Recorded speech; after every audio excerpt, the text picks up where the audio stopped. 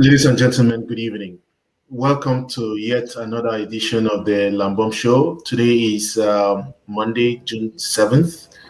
We have been off. I think we're not on last week because of the holiday here in the United States.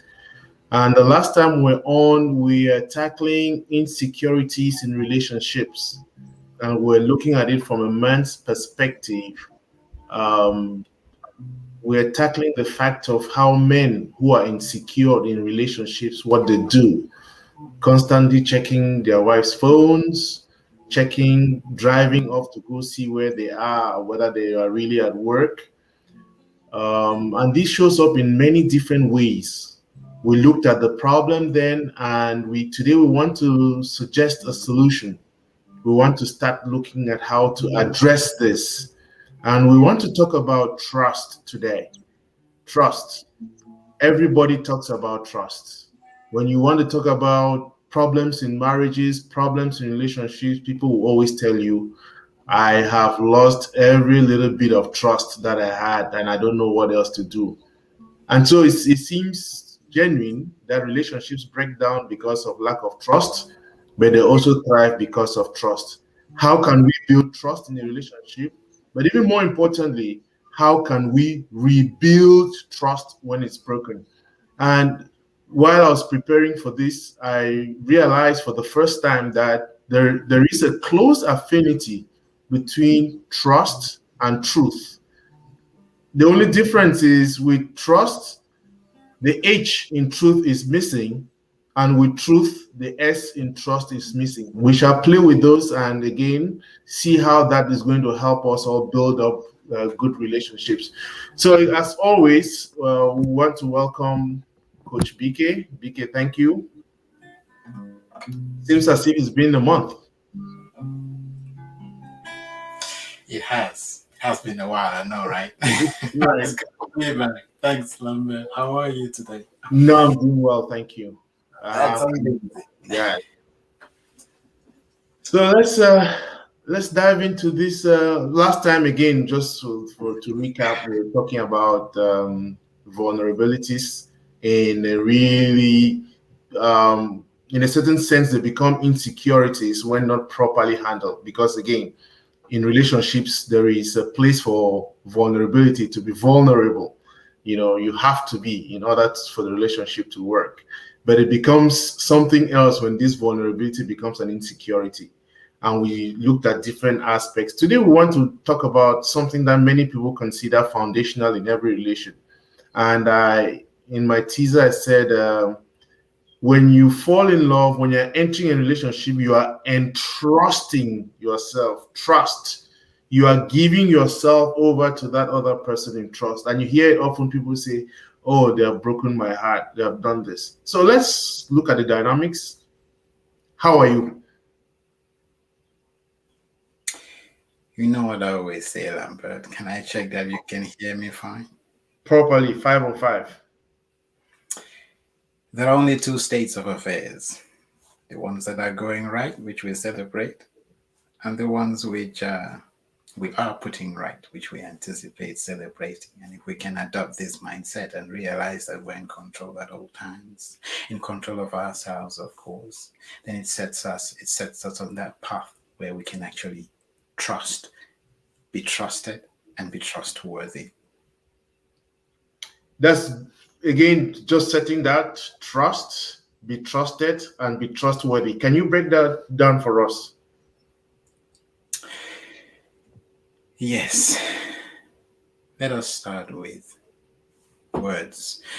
I always say our words are our bones and our words become our bonds. So when we talk about trust, it's all about our definition and our understanding of what trust is. If I were to ask you, what do I mean by trust? I don't know whether to start with an anecdotal story or to just jump into it. Um, would a story be nice? What do you reckon? I think a story will be great. So, it was a long time ago, and we were all in secondary school. Well, actually, I was at uni and she was in secondary school. at the secondary level of education, and we were all on holiday. She was invited to this birthday party, or actually, it was not. It was an end of year school party. Incidentally, she got invited by someone who was interested in her, and this happened to have been a very close friend of mine. So the person who invited her was a very close friend of mine, still is a brother, and I knew he was interested in her. At the time, we were all in Bamenda. Obviously, Bamenda, this would be in Cameroon, and we had what we call ghost town, so Villemore. Cars were not moving. So she said she wanted to go to this party, or she told me she had been invited and just come back to town from the from Boya, because University of Boya had just broken out. So I just come back home and I went to visit with her. Drove because I could drive at the time. One of those rare perks for someone my age at the time. So well, I could drive, and my parents happened to trust me with the car again. So we're right back to trust.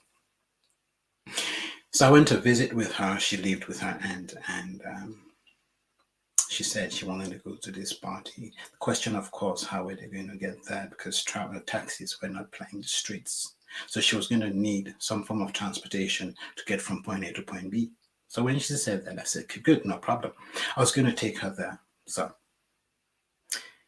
I left and I went back home to attend to my younger brother who was at home. And later on, I'd pick her up, took her to the venue, and handed her over to the person I knew was interested in her. And this is someone I loved with everything, every cell in my body.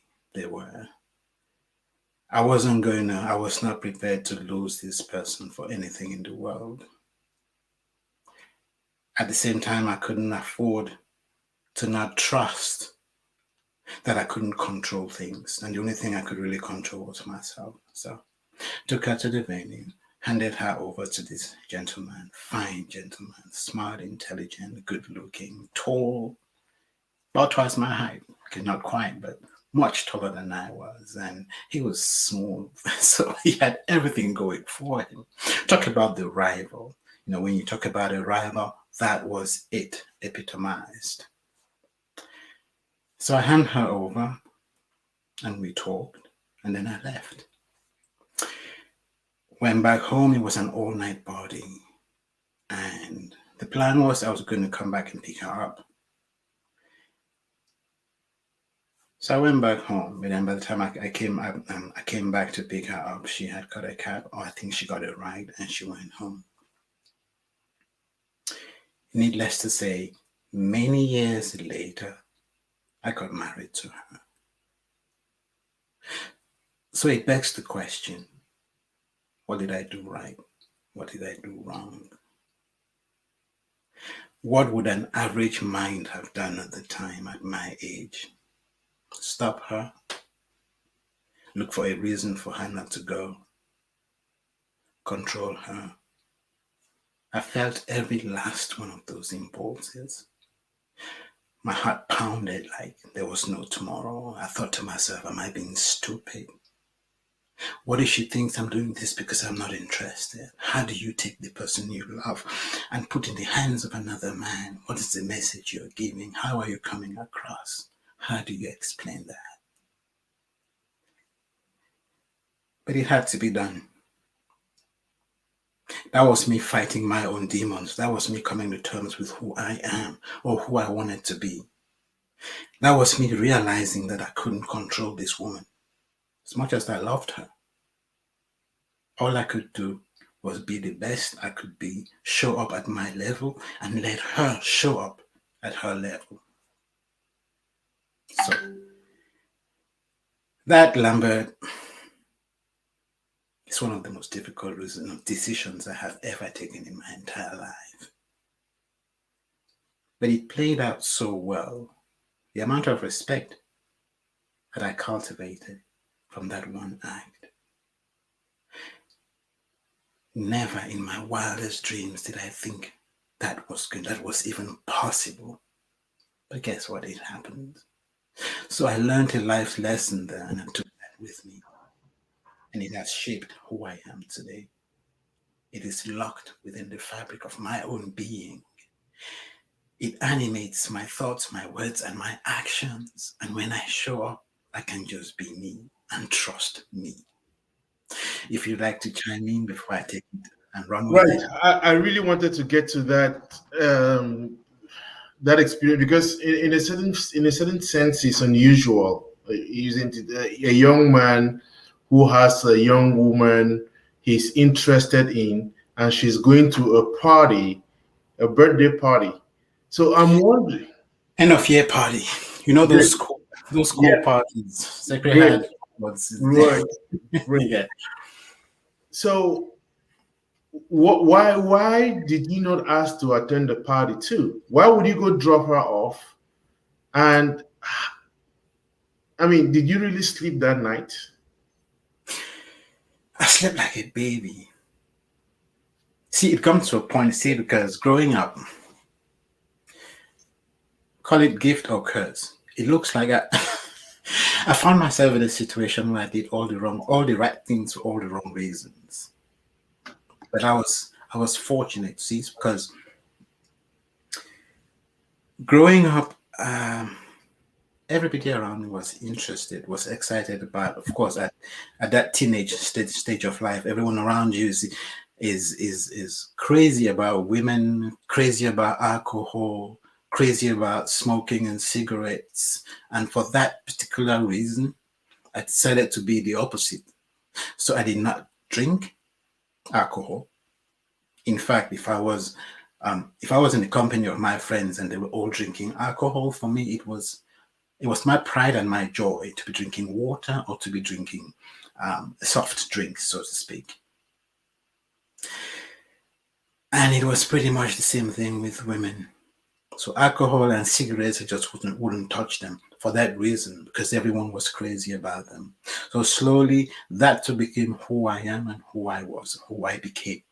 And so I just ran with it.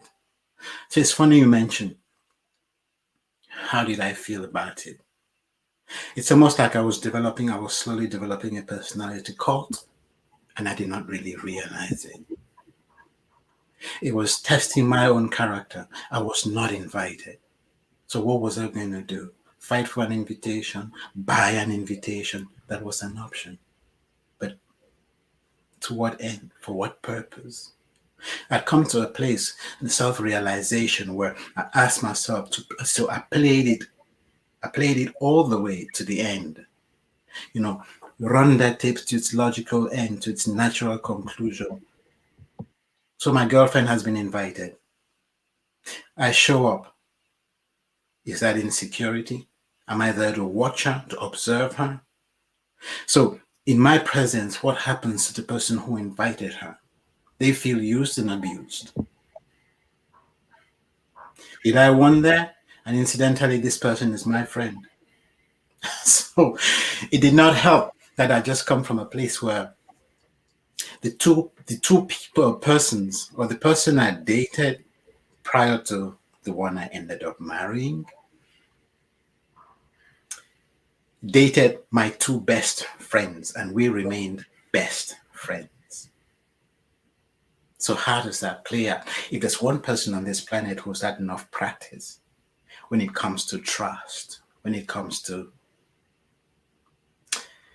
I call it ruthless objectivity, I think I can put my hand up and say, I've worn that t-shirt and I know how it feels. Drilling yourself at that point in time to say to yourself, hey, BK, if you're dating this girl, if you love her, it's because you want her to be happy. Now, if you can't make her happy and someone else can make her happy, and you claim that her happiness is your primary concern and the object of your plight, then surely it goes without saying.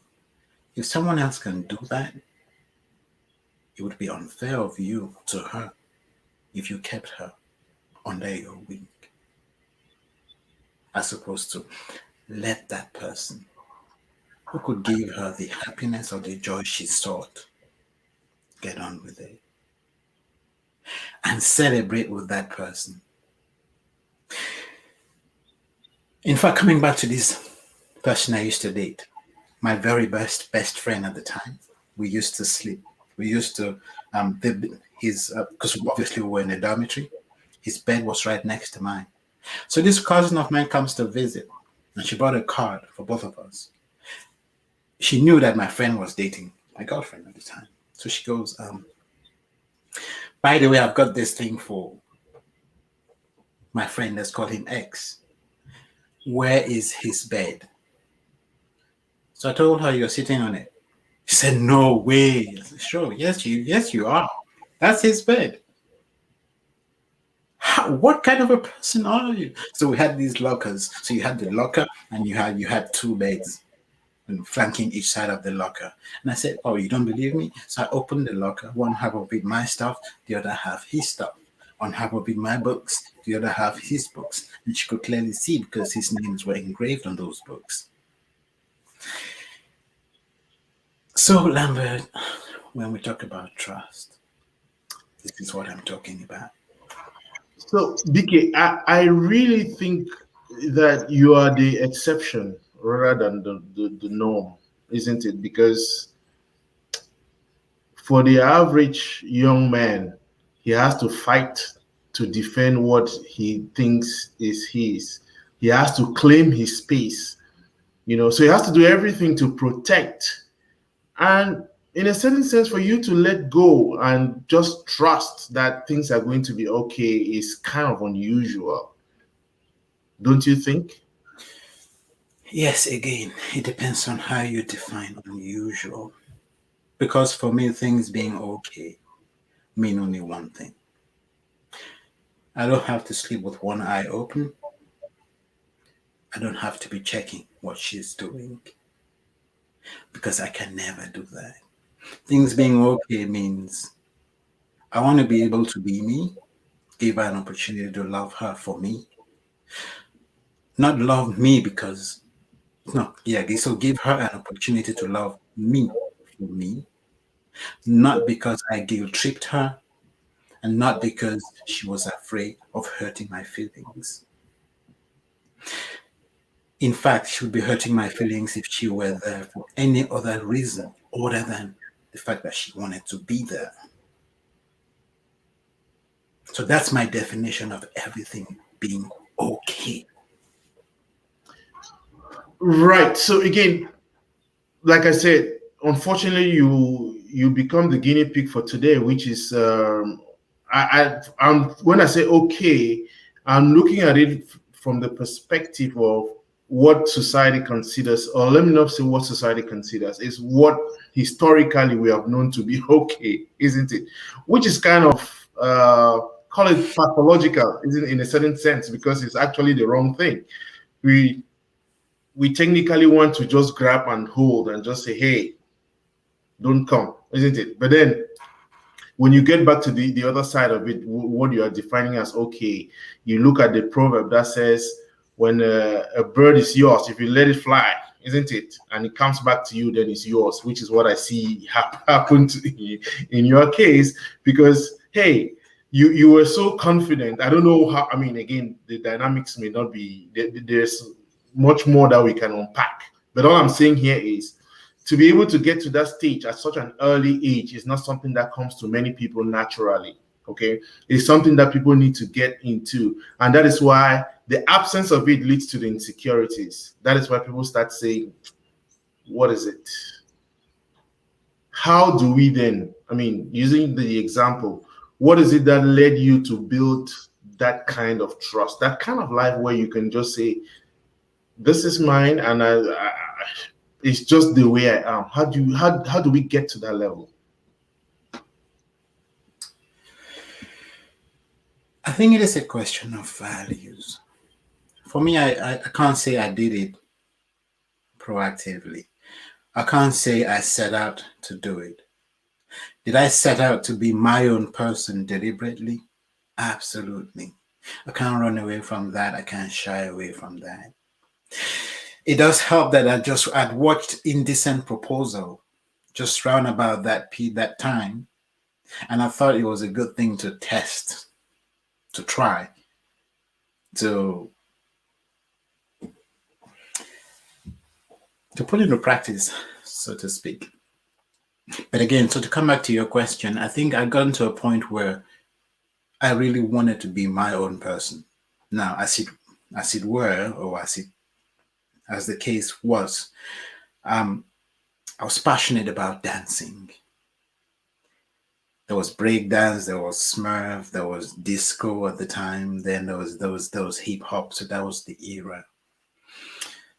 And dancing was an absolute passion. I hear I was really good at it, and it is a space. It's a place when I went to. It's almost like the world froze. It's almost like everything came to a standstill. Nothing mattered in that space. Nothing, nobody could touch me. It was my safe space. I would release the endorphins, the serotonin, the oxytocin, and you name it.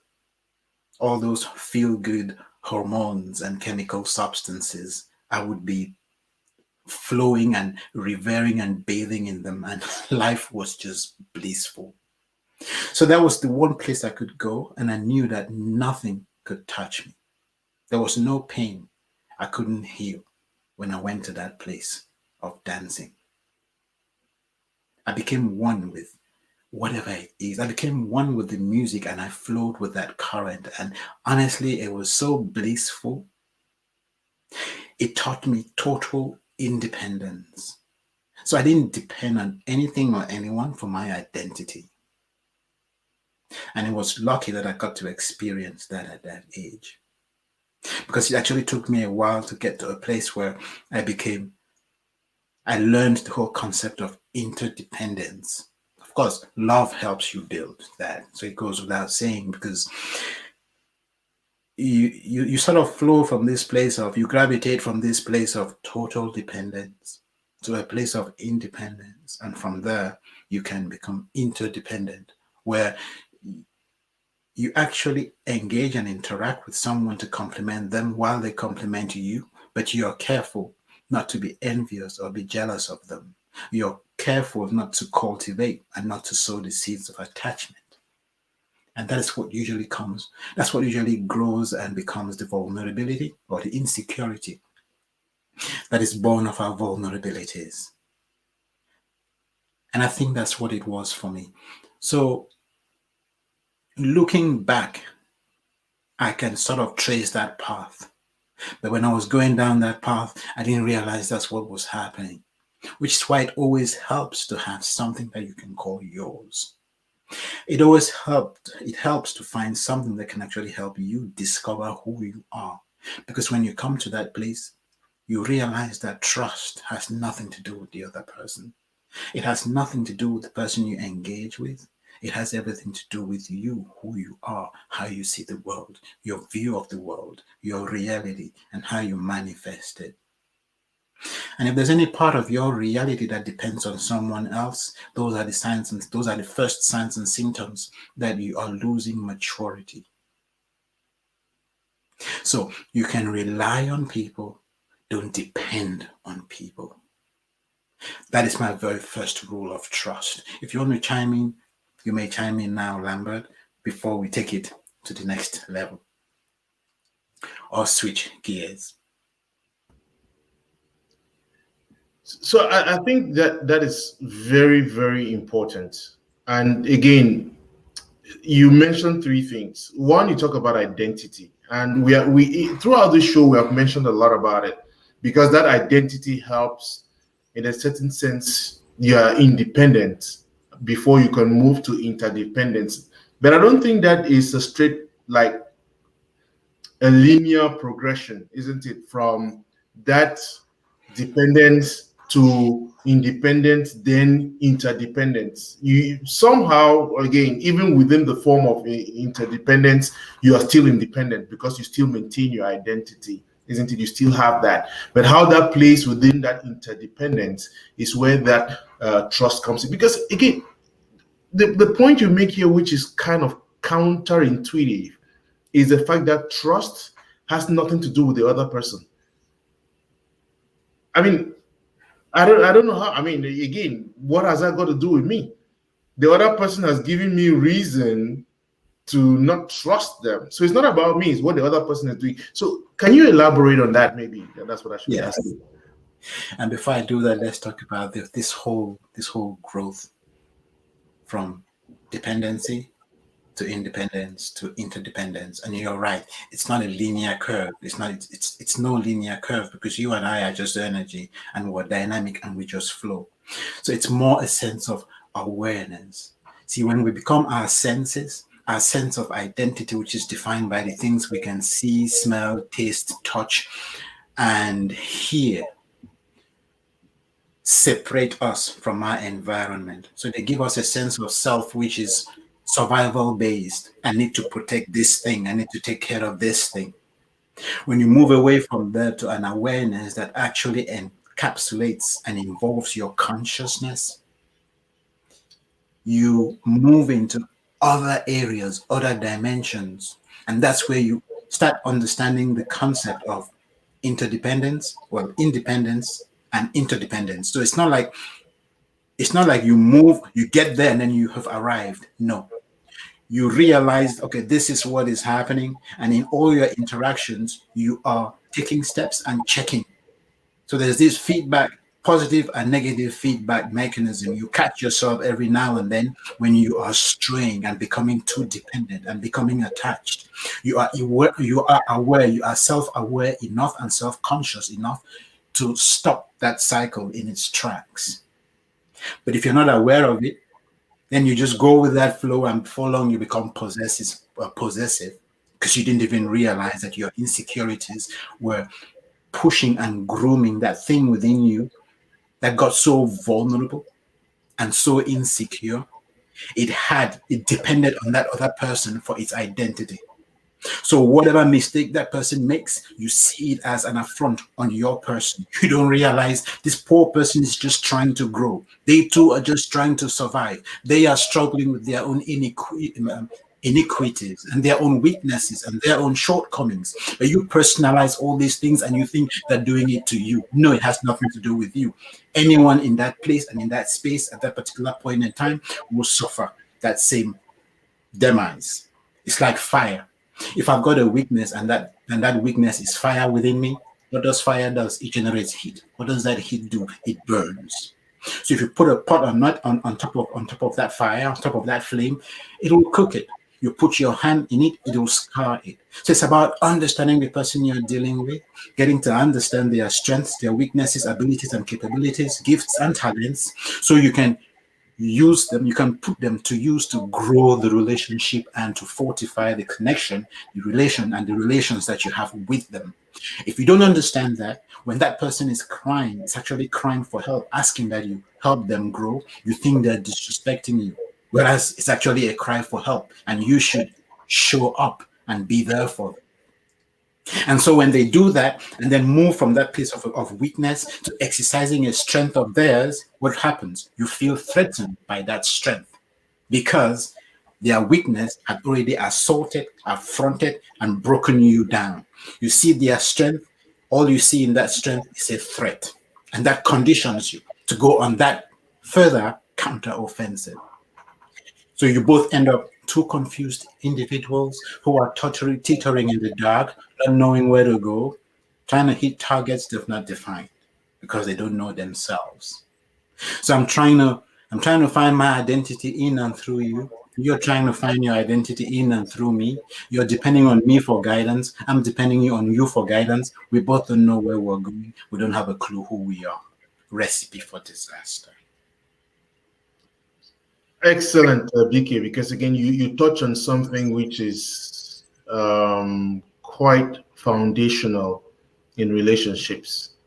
Many of us do not spend time understanding our partners. All of us are in the journey of self-discovery, isn't it? Everybody is, that energy that you see, we are energy, we are dynamic, isn't it? So that interface is very important. You know, I often say that you have to go back to the biblical story of Christ asking him. He has been with these guys. Then he asked them, "Who do people say I am?" And the guys are fast to give him rattle out some answers. Then he turns around and says, "Who do you You. Say I am. Okay, because again, I mean, I use this at home. Well, okay, this is what people are saying about me out there. This is what they are telling you. What? Who do you say I am? My partner. I live with you in the same house. We do this. Do you think that is? And in this journey of discovery, again, you really never get to know anybody 100%, isn't it?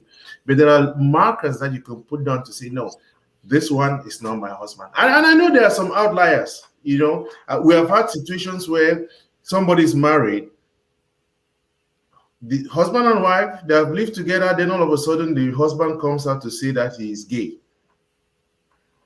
How did that happen? Okay, that journey of self-discovery, the person is able to mask themselves or what is going on in that process. So I agree with you. Discover who we are. The other person should be able to understand these are my weaknesses, these are my strengths. It may not be in straight fashion, but at the same time, there is that possibility because I think the human being has the greatest potential of pretense, which is where this whole thing the relationships collapse because you pierce the balloon and hey, everything blows up open. Am I wrong? So you're not wrong, And I'm and not right. you are 100%. You are correct. Don't forget in this conversation, the concept of right and wrong is situational. Right. Yeah. Okay. There's no right or wrong because it will apply in so many cases. It will not apply in other cases. Again, it's how we define it and how we put it in the perspective. You're 100% right to the extent that we tend to define ourselves based on our experiences, based on what is tangible, based on what is physical, based on what we can see, feel, touch, smell, and taste for the most part. So we become that experience. We start defining ourselves by our state of mind. Our state of mind, my state of mind says I'm happy. Is that good? Great. I want to keep it. My state of mind or frame of mind says I'm sad. What is it that's making me sad? I'm not achieved yet. I don't have that doctorate. I don't have those accolades behind my name. So you see, I've defined myself based on something that I do not have. And so I become this, automatically, there's this insecurity that starts building within me. There's that seed that has been sown, and it's some form of energy, and it will grow. Because whenever I see someone who has got what I'm looking for, envy kicks in. If I didn't have that definition of myself, envy would never have kicked in. So I sowed a seed and I thought it was nothing at all. Now, each time I see something that I would love, something that would have looked good on me if I had that title, what does it do to me? What does it do to my ego? What does it do to my person? I feel smaller. And the smaller I feel, the more I want to, like the French would say, combler le vide. So I start manifesting, I start showing up in ways that I really am not, just because I want to give an impression of who I am. Whereas if you were to engage with someone who doesn't define themselves based on these ephemerals, the physical world, someone who defines themselves based on their values, I want to love in all situations and all circumstances. I want to be respectful and I want to be courteous. And that is who I want to be. Not doctor this or magistrate that or attorney the other. You're not defining yourself based on the things that you have achieved. You are defining yourself based on the things, the qualities that the things you have achieved are bringing to you, are adding to your life. The achievements themselves mean absolutely nothing because they are a means to an end. They enable you, they allow you to be able to serve a purpose that is bigger than the self. They allow you to contribute. And when you contribute, you feel fulfilled. And that's what defines you. That feeling that nobody can see, nobody can touch, nobody can smell, nobody can taste, but everyone can experience. And you realize that when you're coming from that place and headspace, you don't have to be anybody. In fact, it is best when you're nobody because you can show up and be anything to anyone and everything to everyone. Because you really then just flow. We are all vaults, we are all treasure troves of experiences from the time we were born to where we are today. So we all have a PhD in something that is locked within us deep down there somewhere. But we minimize it because it is something that we carry within us. We don't value it. And others play it down. In fact, when others see it and they're threatened by it, they play it down because they don't want us realizing that we carry that strength and that potential within us. The number of people who want to do stuff and their own entourage tells them many have tried and failed. Who are you? Don't waste your time. It's a total waste of space. Now, how do you call these people your friends? Because if there's something tugging within you deep down in there, it's because you see something that no one else can. It's your vision. And if you can see your vision and it was seated in you, how can you depend on those who do not have that vision to tell you what it is or to encourage you? No, look for people who believe in themselves, look for people who believe in you. And we're coming back to trust. I don't want us to digress so much. We need to come back to trust because you asked me a very pivotal question. And that question was and is, how can I claim that trust has nothing to do with the other person and it has everything to do with me? Chime in and then we can jump and do a deep dive. So again, I wanted to go back to the thing that you just said about those who believe in themselves. Again, that point about identity, because I think everything rotates around that.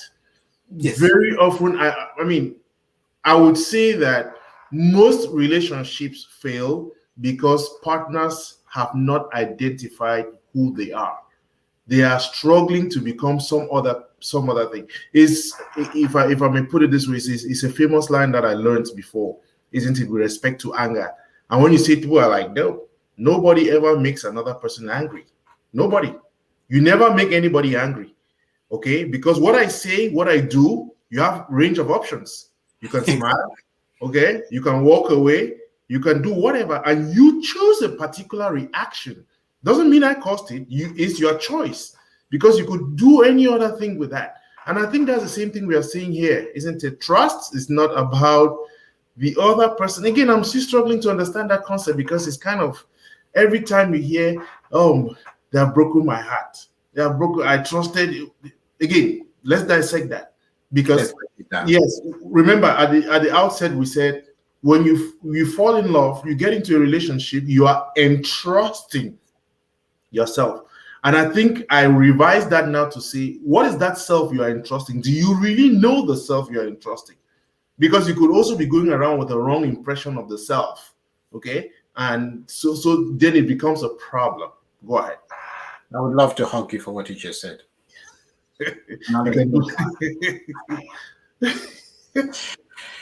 I'll explain why, Lambert. You see, where do I start with this? Let me really gather my thoughts.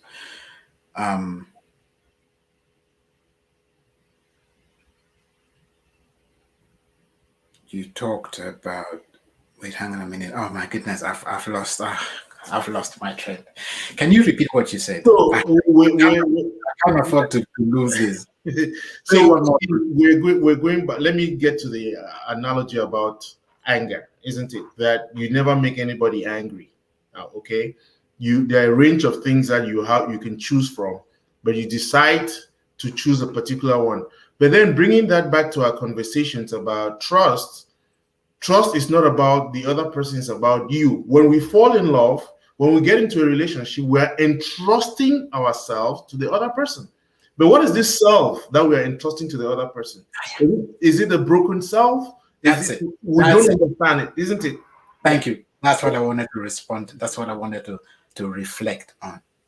So, Lambert, don't forget, the concept of me is ephemeral.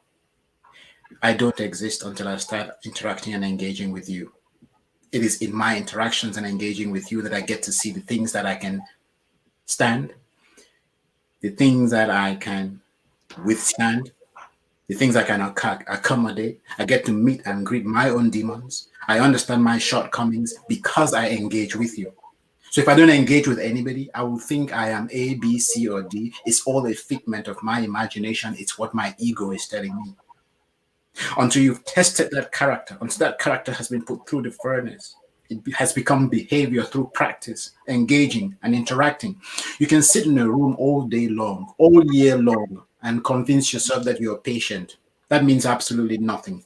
Who are you patient with? What are you patient about? Patience is a function of dealing with people and having to deal with their, excuse me, quote unquote, ST. That's how you know you're patient. When you can accommodate anyone, it doesn't mean you accept and endorse what they do. It just means you can let them be who they are and you challenge them from a place of you want to help them grow. So when you pick a partner, all you've done is you've decided, okay, I I trust myself enough to be vulnerable with you. Did you hear what I just said? Right, right, I right, right. trust myself enough to be vulnerable with you. Now, let's play with that a bit. We all agree that nobody really knows who they are. Is that a fair point? Absolutely. So if you don't know who you are, and I say I trust you, how can I trust someone who doesn't know themselves? What am I trusting? That's a recipe for disaster. So you see how we we live in this utopic worlds. We bask in this cocoon of self-deception and self-delusion. And we're so deluded, we think that the reality we've created in our head is something to go by, is something we can crouch or crutch on. And so we set expectations that are unrealistic of the other person. And that's how we set that relationship for failure and set ourselves up for failure. Because now we have a passport, we have a certificate we can use to blame that other person for all our own weaknesses, all the things we do wrong. And we can just pretend they are the ones. We can't deal with ourselves, but we'll make it about them because, oh, they did this thing, we didn't expect it of them. So let's go back now and break things down. We've established the fact that if you don't know you, it's insanity for me to say I trust you. So by inference, I can only trust myself with you. And what makes me trust myself with you? It's when I come to a place and a headspace where I decide that I know your intentions are good. We're moving in the same general direction. You're not perfect. You will make mistakes. There are times I will feel used and abused, but I need to autocorrect that and realize you are in a vulnerable place. And it's a time for dialogue. It's a time to talk about that thing that you're struggling with, even after you have hurt me. Because I know deep down that if you could control it, you would have controlled it. You don't choose to get married to me to destroy me. That's out of the question. So, on that premise, I will decide that I can trust myself to be vulnerable with you, knowing that whatever you throw at me, I will have the tenacity, the steadfastness, and the fortitude to deal with it and to ensure that I come from that place, empowering you and empowering me, empowering us. You see, because when we come together as man and wife or as friends, we create a third party, the connection, and that connection is alive. We don't see it, but it is alive. And that is why you showed up here and it felt like it was a month because we're used to doing this on a weekly basis and we do enjoy it. So our friendship and our relationship does exist outside of this platform, but there is something we've created in this platform or through this platform and via this platform that is actually alive. And if we don't give it life, at some point it starts demanding to be fed. In this case, it is something that serves a purpose that is bigger than you and I. In some cases, it is something that is counterproductive. It too will demand to be fed. So we create an energy which is a being of its own and it grows. It grows and it manifests. And that is why our audience as well, from time to time, will ask what's going on. Why aren't you guys doing what you're doing? Because there is an energy, there is something we have created that is actually alive. Never mind the fact that we can't see it. And so that's something that is something we usually do not look at. We don't consider. Just as when you birth a child, That child will show up with all kinds of challenges, and both of you will have to come together. Sleepless nights. That child pees on you, poos on you, pukes on you, and you name it. All those things are inconvenient. True or false? True. But would you give up that child for anything on this planet? Absolutely Absolutely not. not. So in this case, we can see a physical entity that is causing you and I stress. In the relationship scenario, there's no physical entity. There is a spiritual entity. By spiritual, I mean there's a force, there's an energy. I miss you, you miss me, you make me angry, I make you angry, I get you excited, elated, motivated, inspired. If we were separate, how would I have that effect on you? We are energy, which means for that person that I love, love means we've become one. I don't see you, I don't see me, I just see a relationship. I see one. So the moment I lose trust is the moment separation starts. I start seeing me as separate from you. Your space, my space. That's the beginning of divorce.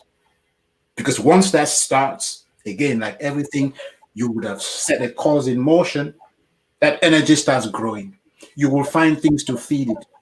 She comes, she's so tired, she doesn't say hi or good evening or whatever. And it's just because she is finished and famished. She's got this headache, she's got a migraine, and she doesn't want to talk, she doesn't want to bother you with her problems. But to you, ah, now she's working, she doesn't say hello anymore. But there's no communication.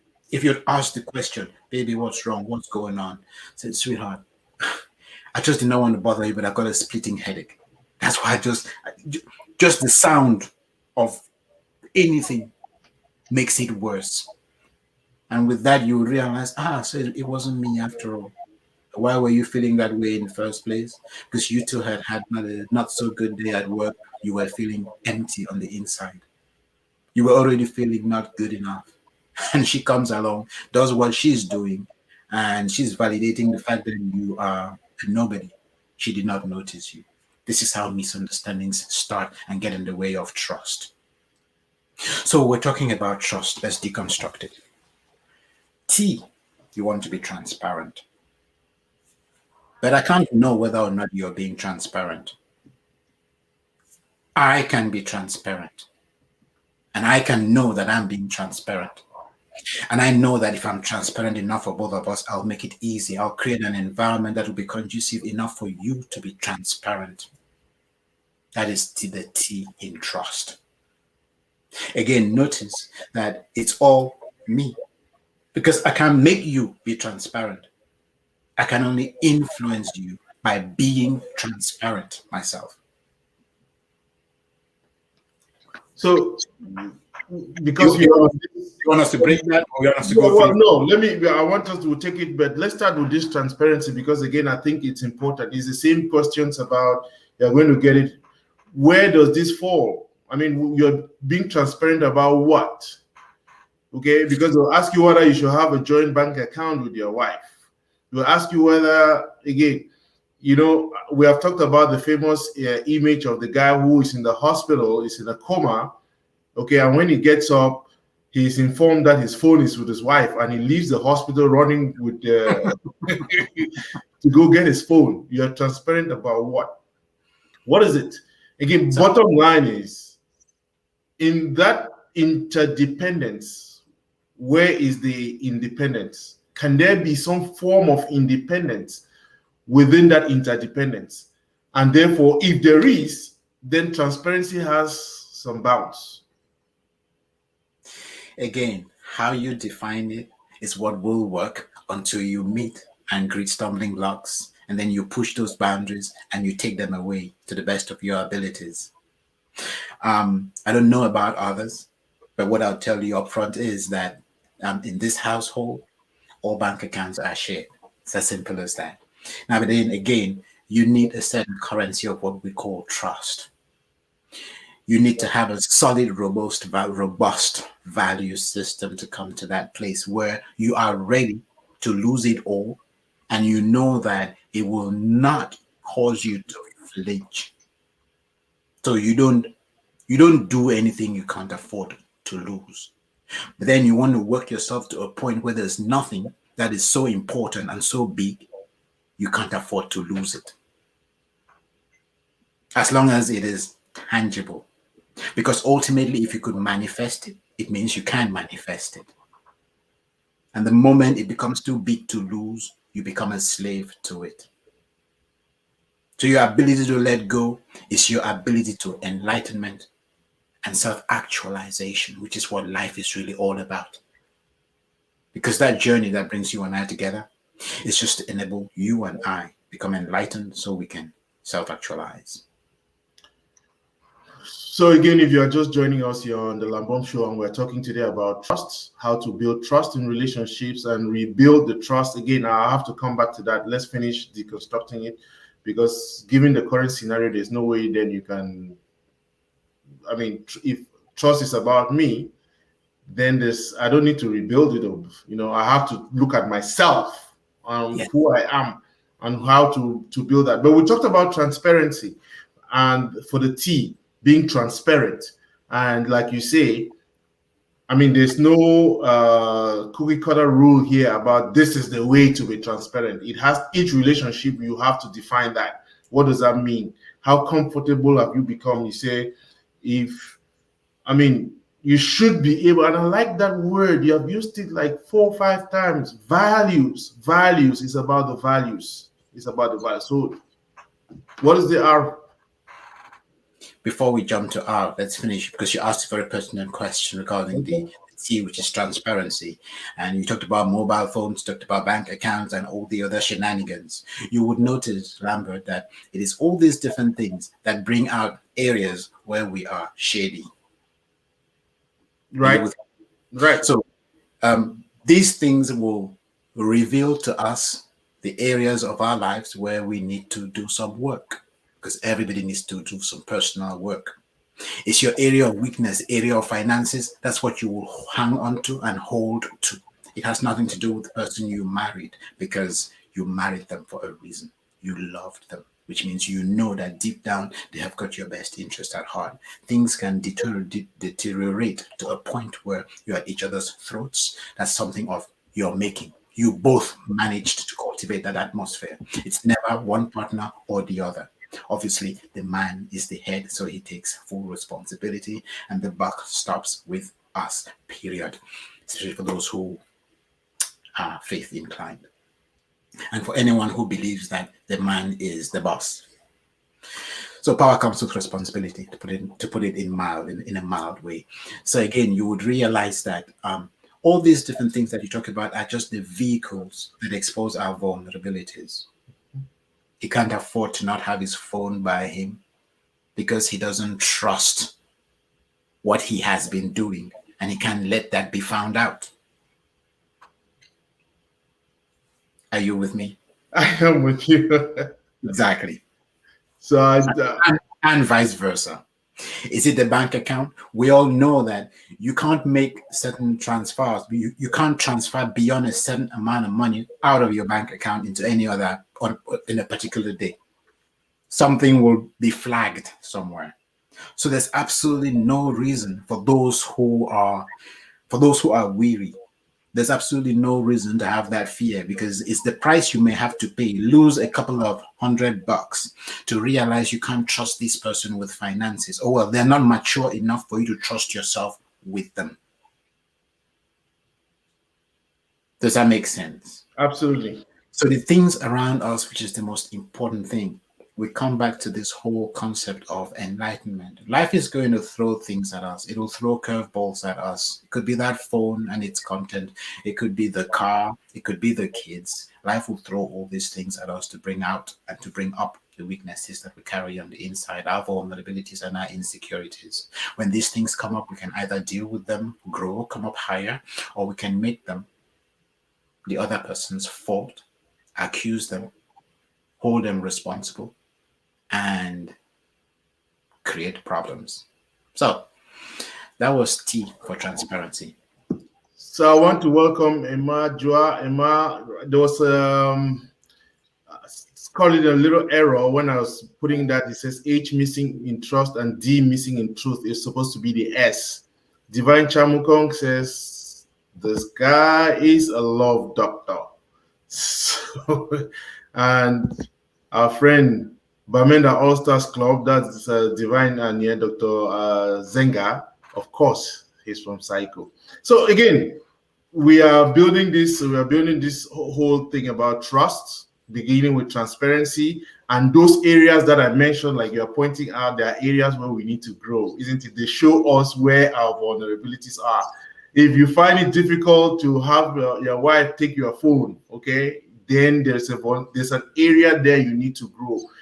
The area about the bank account is not about the other person as it's about you.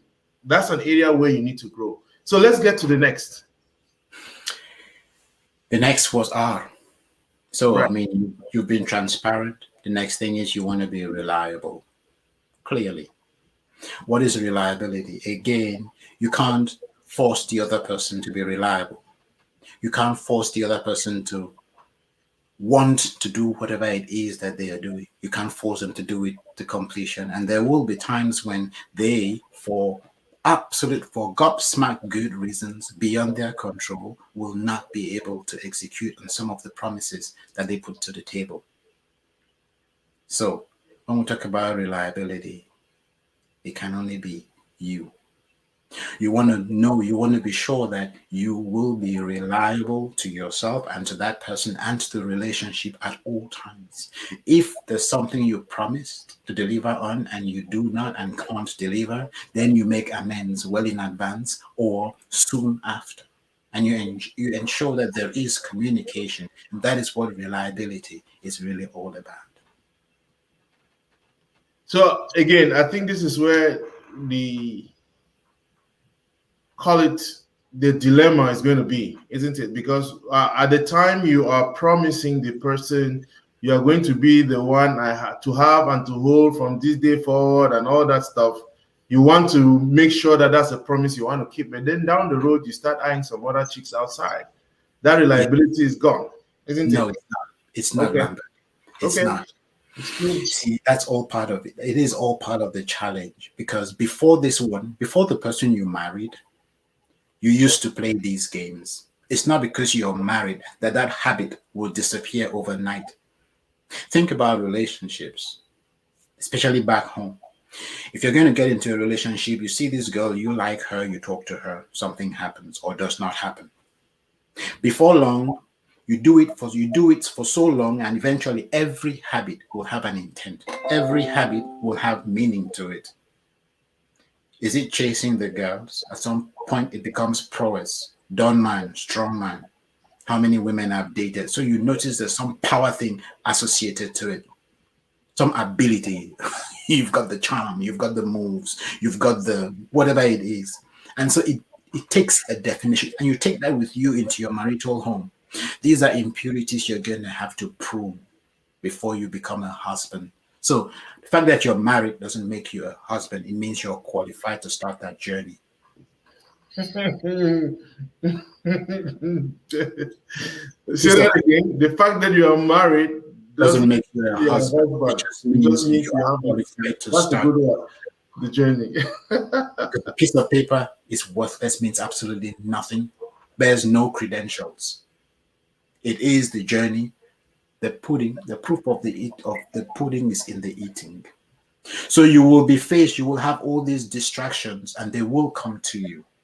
And that's where you start fighting them to the best of your abilities by reminding yourself. So you have to undo your old self and fit into the new mold of who you have become and would like to become. So you move away from this place where you used to define yourself based on the people you knew and the things you had, possessions and all, to a place where you're defining yourself based on your values, integrity, patience, love, respect. And of course, when we talk about reliability again, the greatest part of, of reliability is being you in trust, ubiquitous, which means you are everywhere. Your ability to show up, you can be present at all times. unanimously. You are present at all times. If she shows up and she needs you, you are present. There are no ifs, there are no buts. And the only time, and it's not a question of an if or an or a but, the only time you're not present is when you can tell her when you will be present, because that is presence, and vice versa. So everything we say now applies to the man as it does to the woman. The only reason, again, as you know, the reason we focus on us men is because we realize that generally, whenever we start a conversation between men and women, it becomes polarized. The men are pointing fingers at the women are pointing fingers at the men, and that conversation goes down the drain. So, our model, when we come to talk men and women, we, the men, we're looking at what it is we're doing wrong, where we're cocking up, where we're messing up. And if we're going to point a finger at the woman, it is to tell her she's doing a great job. We like this about you. We love this about you. Gosh, just keep doing this. Who would we be? What would we be without you? Is it easy? No. Is it doable? Absolutely. Akamanto, very important topic. Thank you guys for bringing such to our hearing. Of course, your dear friend Jane, you can see what Jane has there. But a very important question for you. Thank you, Brad Divine, for being on. I'm sure you know Divine Chamukong. He's a very seasoned journalist. He runs Chat Night Africa. Generally, I think programs run on Fridays and Saturdays. Yeah. And I'm very sure that Brad Divine will want to get you on the show one of these days. But he has a question for you. What's the difference between your counseling and that from a pastor or a priest? Divine, this is an amazing question. It is such a beautiful question. I want to talk about this now. Here's the interesting thing. Counselors, psychologists, philosophers, and therapists. I call them professional con men in a very nice way.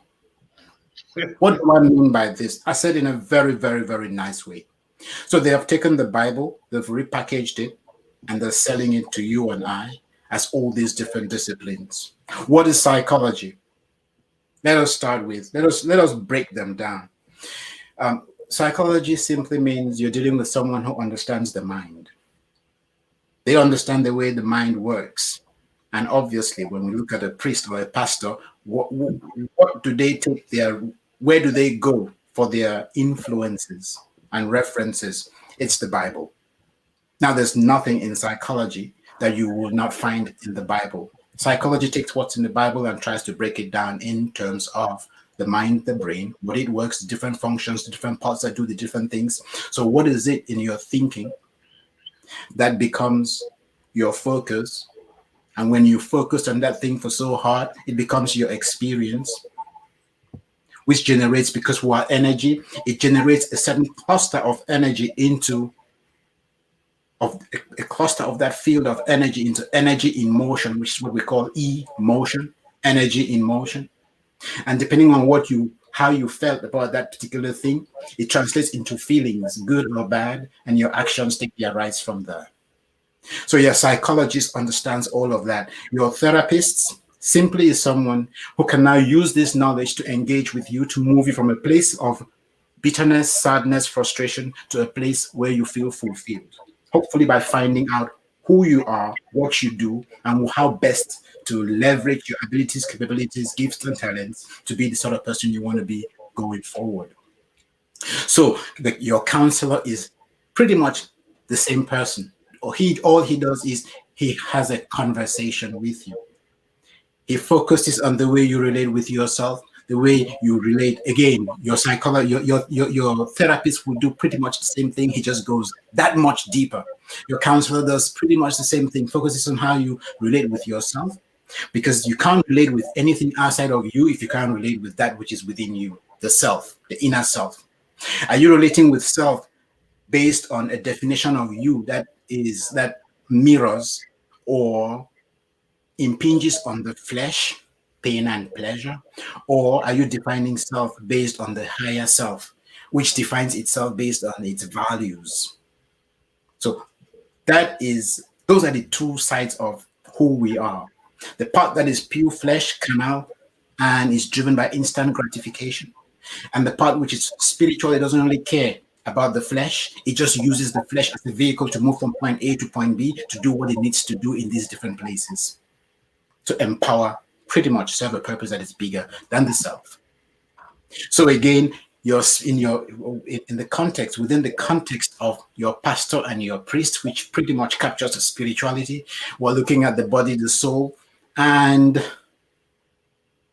the spirit. When you bring this into psychology or counseling and all of that, you have the conscious, the subconscious, and the unconscious. So you have these triunes all over the place: body, soul, spirit, what conscious, unconscious, subconscious, and so on and so forth. So, and who is the philosopher? The philosopher now is just someone who tries to look for the whys and the wherefores of life. Why this is, and how best to use that philosophy. How can I apply that my philosophy of life to ensure that I have a life that is fulfilling going forward? So you notice it is the same thing that is packaged in different disciplines and different domains, given different names, and well, and delved into different depths to produce different outcomes. So by and large, it looks like we're doing different things, whereas it's all the same story being told over and over again, just through different vehicles. And like I say, the counselor, the therapist, the psychotherapist, and the psychologist who decides to specialize in relationships, these are just friends for hire, nothing else. Because if we all had that good friend with whom we could really connect and have an engaging conversation, pour our hearts out to, and they would understand us, seek to understand us, ensure we were understood, and not just tell us, Masaka, go to Mimbo. If we all had that, nobody would need a psychologist, nobody would need a therapist, nobody would need a psychotherapist, and nobody would need a psychiatrist, or depression would be a thing of the past. And that is what Mindset Boulevard is really all about. We want to eradicate depression completely off the face of the earth. How do we want to do this? By helping people find their purpose so they can lead fulfilled lives, and by weaning those who are on the verge of depression. And what is depression? You start by feeling pain. That pain becomes stress, distress, and duress, which turns into frustration. And before long, in your frustration, you get into the place we call suffering. Suffering of the passion of Christ. Suffering is you're in a place, in a state where you can't do anything about it. You're going through this excruciating pain, and it just feels like there's nothing you can do about it. It is your life. You might as well make peace with it. That is suffering. And from there, depression sets in. So if depression sets in at that stage, what happens? You start pulling away from activities, you pull away from friends and the lot. Now, this is lifestyle induced depression. From there, you start coping with your mind. You're coping with your mind because you're not using your physical body anymore to release those endorphins, serotonin, dopamine, and oxytocin. These are the feel good hormones. So you move into, when you're in that space, you're coping with your mind entirely. So you create all these personalities, which eventually, and this is my theory, eventually become what we call psychosis, schizophrenia, because you are actually coping with your mind. You create these things, different personalities actually take control of your body, as epigenetics will tell us. Epigenetics then allows you to manifest different biological and physiological norms and manifestations subject to the changing environment and the stimuli that you need to respond to. So to come back to your question, Divine. So just before you get back onto that, thank you very much again, Divine. Divine, I like people to check that out. He has a website, chatnightafrica.net, chatnightafrica.net. He says, thank you, sir. I will be crafting a topic at Chat Night Africa with you as my guest. Thank you, Lambert. Thank you very much, Uncle Divine. And just before you go on, Akamanto says, I would like for you to briefly connect and throw some more light between faith and trust. So, do we want to finish trust? Do we want to run through trust and then come to faith, or do we want to take Okay, it? yeah, so just get through it, then I'll flag that question. We can come back to it. So get on. We're dealing with R. Yeah. We want to go to the next. We're done R. We talked about obviously Reliable. reliability. You can't be Yes. reliable if you're not showing up. And for showing up, we use being, well, ubiquitous, which is being present, omnipresence pretty much. So you want to make sure that you are showing up for your loved ones. And your loved one really is your neighbor. And we will look, as we go through the series, we will come to understand the role that family plays in the gambit in the grand scheme of things when it comes to discovering who we are, our identity, because we all have the same identity, but we'll come to that later. Let's not touch that for now. So trust, we've talked about being about ubiquitous. S, and So this is before just before you move on with that, because again, the when you talk about being ubiquitous, it creates a kind of a problem because there are moments when there's a breakdown, isn't it? And people tend to move away because now what they bargained for is no longer working, and that is why in your in your conversation, your earlier point, you said some people they go out now to look for drinks because the home has become something else. Again, within that construct, within that circumstance, how is it possible to remain ubiquitous when you have those challenges? if you were ubiquitous from the word go, we would not get that. Because don't forget, going out and relying on something else only happens when there's been communication breakdown. The only reason there's communication breakdown is because we introduced the virus we call pride. And the only reason pride comes in is because at some point, the social construct, which is the definition we give ourselves, because we all define ourselves. I call it the social construct, the thing that represents us and shields all our vulnerabilities. So I'm pretending to be something that I am not. I'm showing up, presenting as something that I am not, because I'm trying to hide these things that I actually am, but don't want to deal with. That's what I call that social construct. It's a personality defect, so to speak. Well, the world calls it the ego. And when that thing comes in, not that it comes in, it's just we never kicked it out. You see, because don't forget, and this is one very important point I'd like to make for those who are in relationships, especially those who are about to get into relationships. If you're dealing with a man who is working so hard to impress you, that man does not love you. He is your rival. It's a general statement. There will be exceptions. But then again, what we practice, we become. What do I mean by this? If this man works so hard to impress you all the time, this is not something that is sustainable. If you get used to it, you become used to it, you become addicted to it, and you actually see it as an expression of his love. There will come a point where he will want to cash in on his investment because there is no relationship which is based on one person impressing the other perpetually.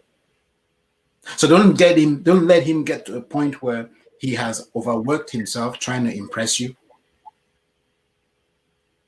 And then you being on the receiving end, you see that as a measure of his love.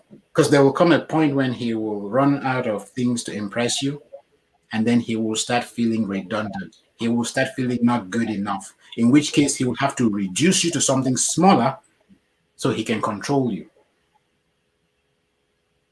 Because he needs to feel like he is valued.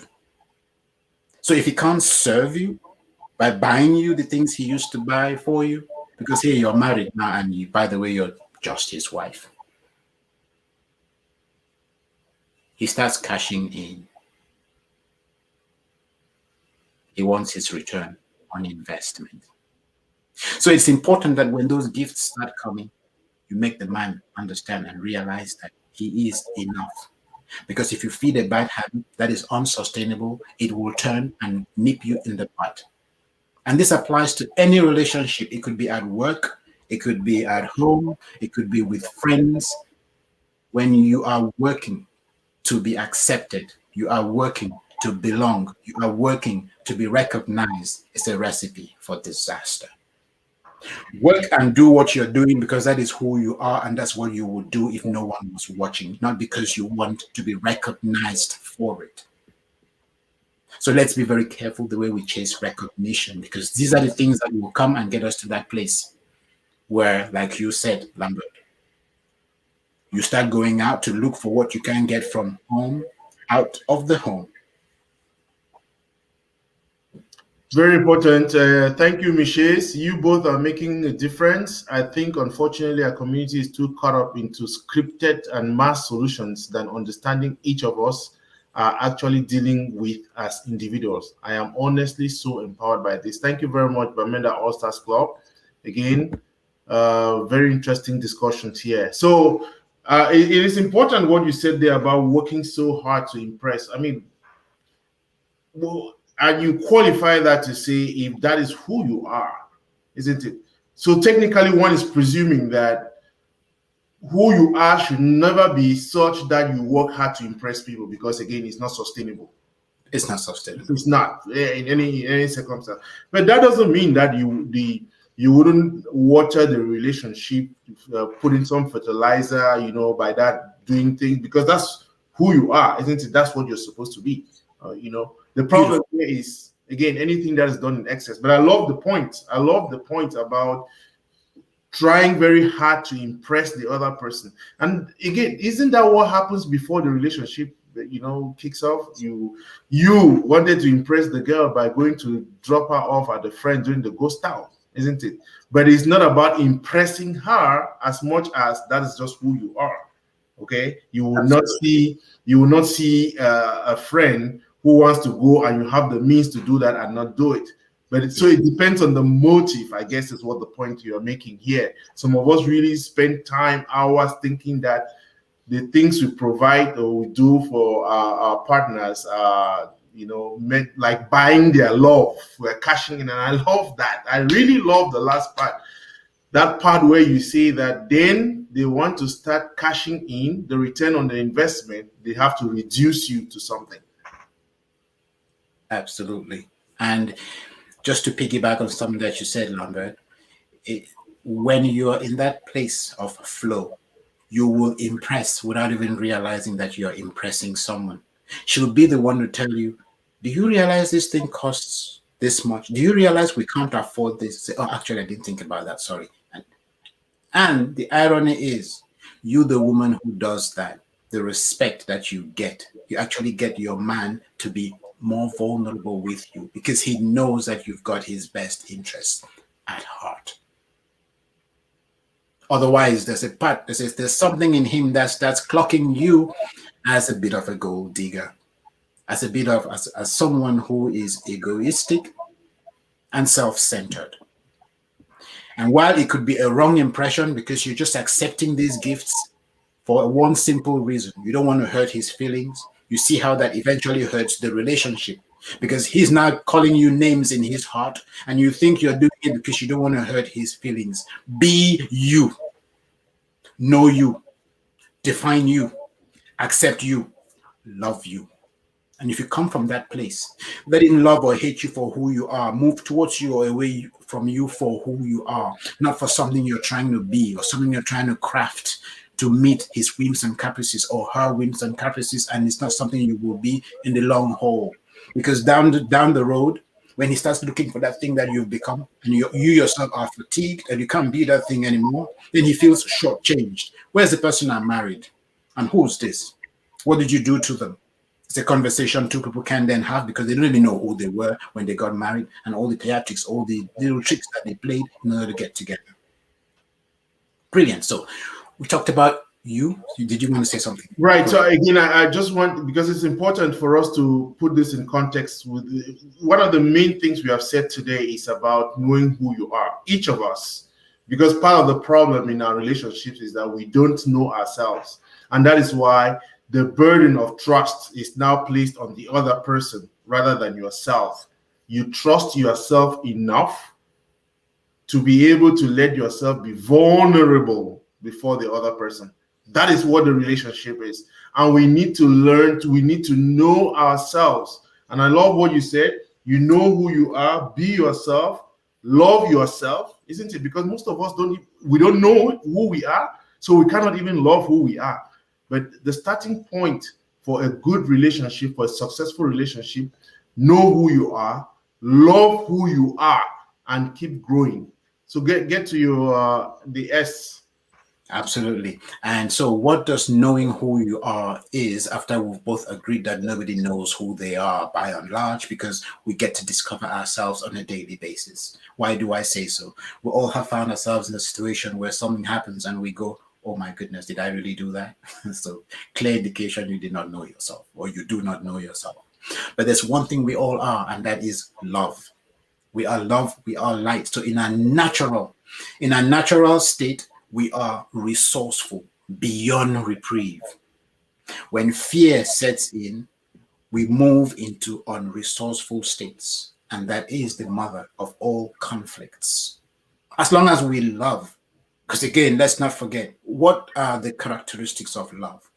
Love will create, love will procreate. You and I, we have created this thing, which Akamanso man says, very interesting discussion here.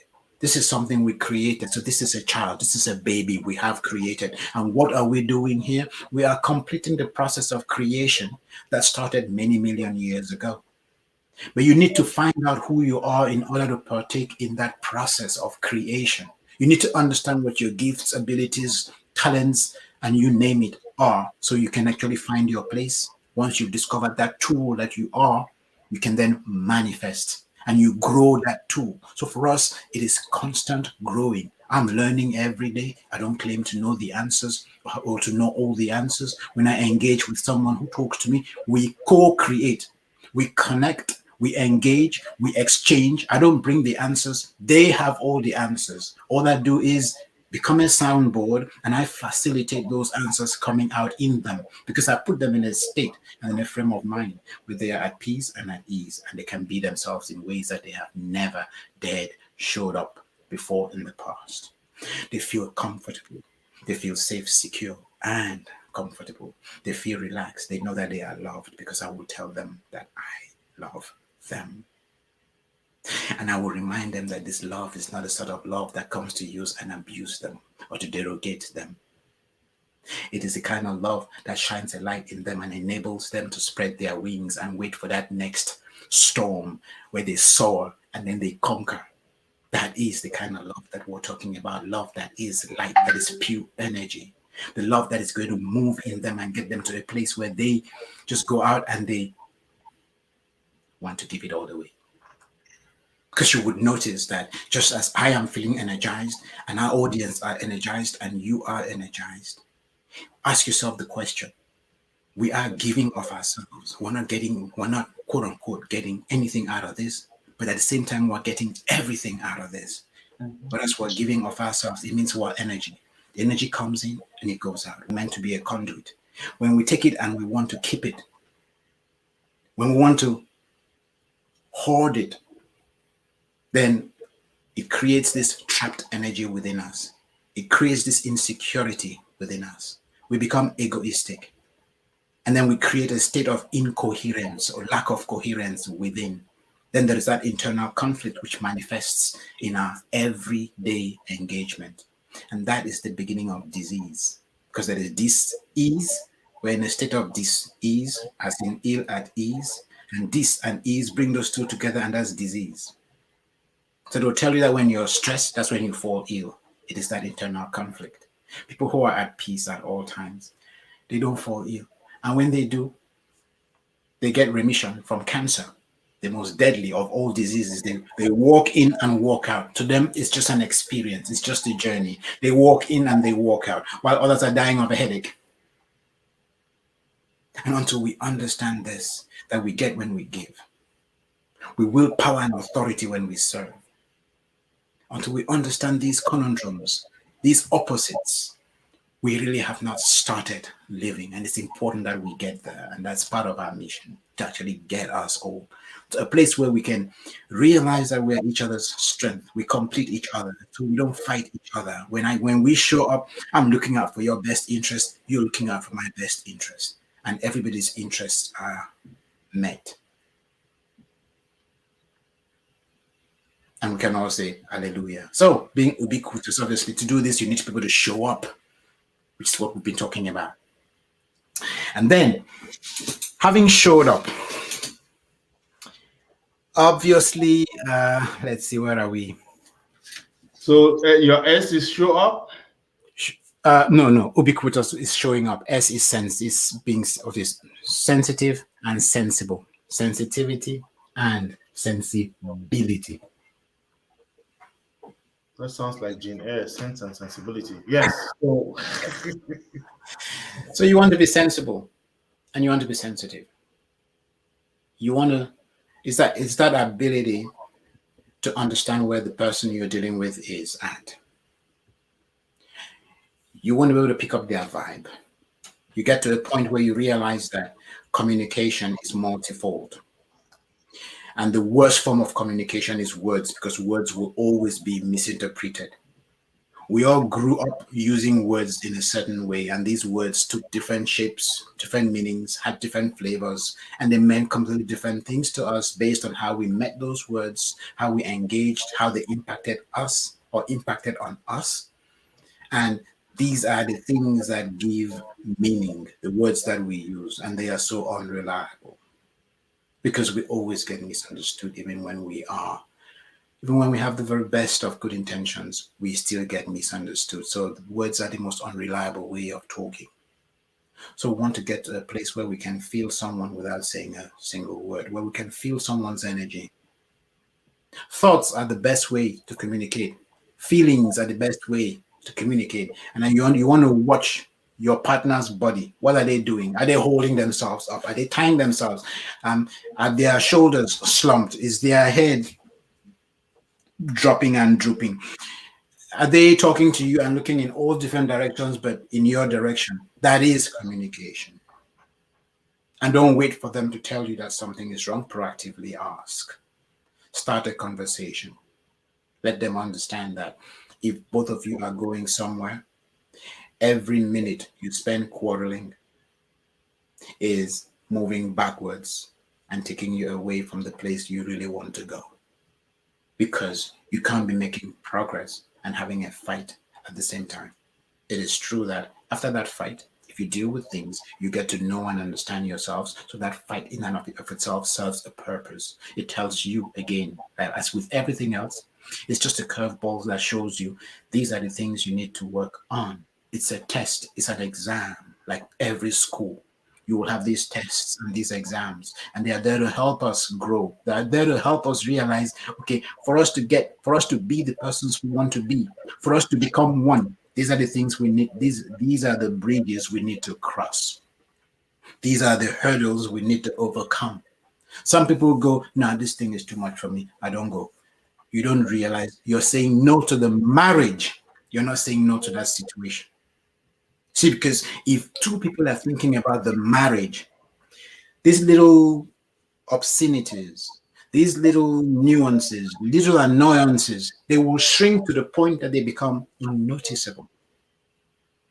So, what's the focus? Where's the focus? When we become our state of mind, the least thing sets us off. But when we become the partnership, it will take a whole lot to upset us because we know that that upset pales compared to what we have. The things we have in common are so big, so magnanimous, so beautiful, so enchanting, so colorful, so glamorous that this difference right here is a speck and should not be paid attention to. And so, which so beautiful. I mean, just listening to you, when you see, you know, when we want to think about it with our minds, that becomes a problem, isn't it? Showing up with our minds, and that force, because BK, honestly, I think one of the challenges with us men is that ability to listen, and not say anything, which in certain circumstances is a problem because the women now look at it as being This man is just ignoring, isn't it? But then what you said, sensibilities, the feelings and the thoughts are the best way of communicating. So powerful. But given our nature, I mean, we men, in a certain sense, we that lack that feeling. The feeling part is something that we don't, and I think I am exaggerating to say that. But you see that generally, the problem we have is most of us remain in our heads. We are not able to come down to that, to the heart, to that, the feelings and all that most of the time. Because I believe very strongly that if I were able to empathize, if I were able to get to the feelings, okay, then it will be far better. And I believe that within the context of these relationships, we now need to focus on moving away from our heads, our mind, seeking to impress and all that, in order to resolve the issues that are coming on. Well, I think we lost BK there for a second, but Jude says, when a man works hard to impress a woman with lies and manipulations, the lies and manipulations ultimately catch up with him. When a woman realizes the manipulative disposition of the man, she starts looking for the key to the jail cell, and that key happened to be another guy. Women are always infuriated when they realize they have been caged all along in a false paradise. That's spot on. And again, it's a problem when we are not able to show up as we are. Show up like who you are. The problem is we want to pretend to be some other person. We want to pretend to be some other thing and end up then ruining the entire relationship. I'm sure BK has a technical problem, and I don't know. I think I will have to end it. We have been going on for at least an hour, 30 minutes. We'll continue next week, rebuilding trust, because again, I think the paradigm today, BK was focusing on trust as being you, not the other person. The problem is not the other person. The problem is you. How do you show up? Okay, that is how you can measure. You entrust yourself. You trust yourself so much that you can be vulnerable before the other person. And so to be able to talk about trust, you must be able to know yourself and how vulnerable you are. Do I want to entrust myself to the other person? So thank you again, ladies and gentlemen. It's been a great conversation. Sorry, BK must have been taken off. I don't know what happened. I'll try to call to find out. But let's call it an evening. We have been talking here about trust. 2 weeks ago, we talked about insecurities. We are so insecure that we project this onto others. And today, again, we have shown that most of the problems we have are coming as a result of that projection. We need to love ourselves. We need to be able to sensible. BK talks about trust as being the T is for transparency, being transparent. R is for reliability. U is for being ubiquitous. That means being present at all times. Most of us men are absent. We are absentee husbands in many ways. The S, which is where we ended, is being sensible, being sensible, the sensibilities. We need to work on our sensibilities and our sensitivities. And so we'll look at the T next week. Thank you. And again, I want to thank everybody for showing up. We are going to come back again on Wednesday with Ed Okpa to talk about African immigrants and African development. And on Saturday, I have a big show coming up about the contribution of Africa to medicine. Very often we look at African medicine as being something else. I'm hosting Professor Yongabi on Saturday. Would go and we are looking at a particular example of a tribe, how the tribe has been able to contribute a lot towards medicine. So thank you all again. Have a good evening, and I'll see you on Wednesday. Bye-bye.